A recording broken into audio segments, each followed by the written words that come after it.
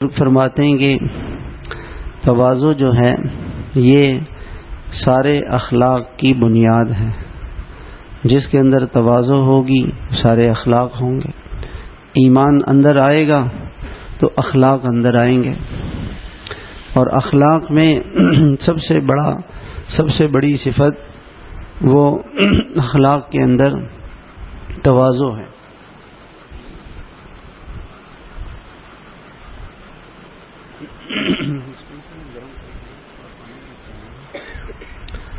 اخلاق کے اندر سب سے بڑی صفت تواضع ہے. عاجزی اور اپنے کو کچھ نہ سمجھنا. جب یہ صفت آدمی کے اندر آ جاتی ہے تو آدمی کے اندر سارے اخلاق آ جاتے ہیں. اور جب یہ اخلاق جب تواضع نہیں ہوتی ہے تو آدمی کے اندر تکبر ہوتا ہے.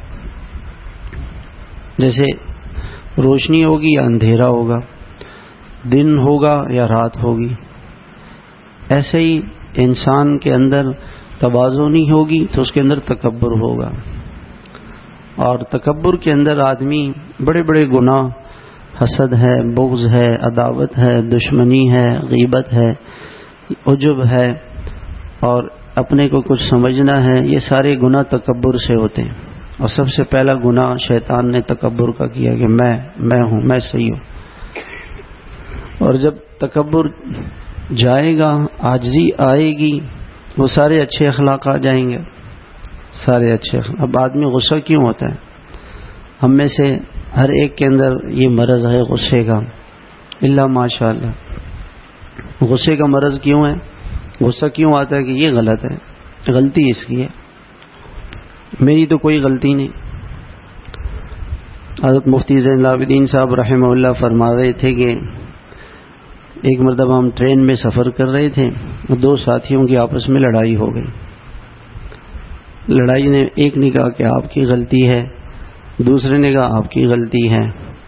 تو حضرت اب بات بڑھنے لگی تو حضرت فرما رہے تھے کہ میں آگے گیا، میں نے کہا جی میری غلطی ہے. تو سب لوگ حیران ہو گئے کہ بھئی یہ حضرت عجیب لڑائی ان کی چل رہی ہے، کہہ رہے ہیں غلطی میری ہے. کہ حضرت آپ کی غلطی کیسی ہے؟